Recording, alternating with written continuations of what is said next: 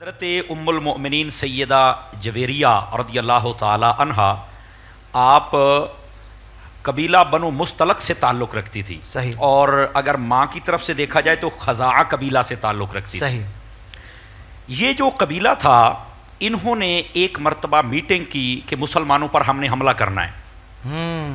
آقا کریم صلی اللہ علیہ وآلہ وسلم کو جب پتہ چلا تو آپ نے حضرت بریدہ رضی اللہ عنہ آپ کو بھیجا کہ پتہ کر کے آؤ، ذرا خبر لگاؤ. آپ گئے اور چل کے آپ نے بات جو کی نا بالکل نیوٹرل ہو کے، آج کل نیوٹرل بھی بڑا گھوم رہا ہے، استغفر اللہ، اس معنی میں نہیں، یعنی جو ایک انداز ہوتا ہے نا اس انداز کے ساتھ میں کہہ رہا ہوں.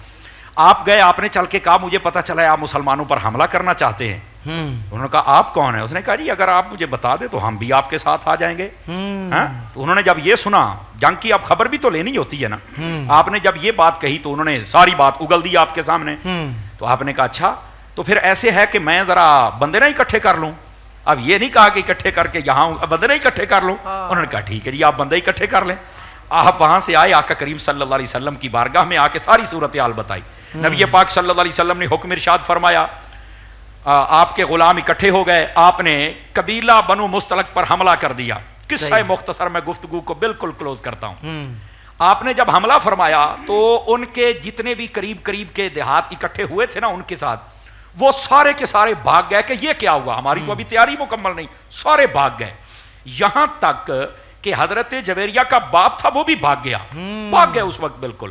اچھا، وہاں پر تقریباً 100 سے زائد مرد و خواتین قابو آئے، ان کی بکریاں، اونٹ جو بھی تھا سب مال غنیمت میں آ گیا. اللہ. نبی پاک صلی اللہ علیہ وآلہ وسلم آپ نے یہ حضرت جویریہ جو تھی، یہ حضرت ثابت بن قیس بن شماس رضی اللہ عنہ آپ کو عطا فرما دی. جب یہ آپ کے حصے میں کی، باقی سارے آپ نے تقسیم کر دیے. انہوں نے مکاتبت فرمائی ان سے. اب مکاتب ہونا کیا ہے، یہ ایک علمی ٹرم میں آسان کر دیتا ہوں.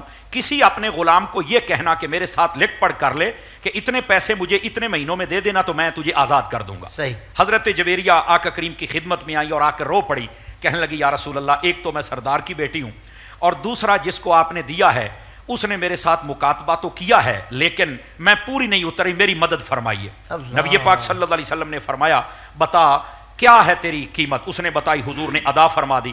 اتنی خوش ہوئی اس نے وہیں بیٹھے کلمہ پڑھ لیا.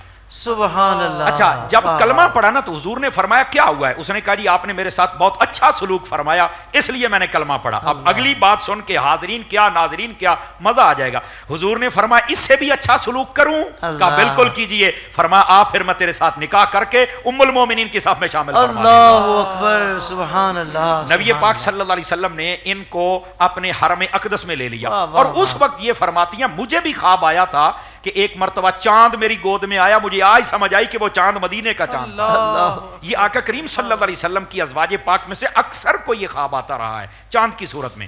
اچھا، یہ حضرت جویریہ رضی اللہ تعالی عنہا جب آپ نے کلمہ پڑھ لیا، حضور کے حرم اقدس میں تشریف لے آئیں. ادھر سے جو ان کا باپ تھا نا اس نے اونٹ اکٹھے کیے اور پیغام بھیجا نبی پاک کی طرف کہ میں آپ سے ملنا چاہتا ہوں. فرما آ جائیے. اونٹ لے کے آیا کہ یہ میں دے کے اپنی بیٹی کو چھڑوا کے لے جاؤں گا، آزاد کرواؤں گا. ادھر تو معاملہ ہی بدل چکا تھا. اچھا، آتے ہوئے اس نے ایک بڑے کمال کی بات کی. راستے میں وادی تھی، اس میں 2 اونٹ جو سب سے زیادہ پسندیدہ تھے وہ نہ ایک درخت کے ساتھ باندھ کے آ گیا. کہنے لگا اگر یہ نبی مان گیا سارے دینے بھی پڑ گئے تو چلو یہ 2 تو بچ جائیں گے نا. اور ذہن میں یہ بھی سوچتا تھا کہ یار یہ نبی ہے بہت شفیق، ہو سکتا ہے کہ مجھ سے نہ لیں اور بیٹی بھی دے دیں. کشمکش میں تھا. اونٹ 2 باندھے، باقی سارے لے کے حضور کی خدمت میں جب آئے نا، جی میرا نام اسلم ہے. کہاں سے آئے ہو؟ قبیلہ بنو مستلق سے. کیسے آئے ہو؟ جویریہ کا میں باپ ہوں. اچھا، کیوں آئے ہو؟ اونٹ لے لو، بیٹی دے دو.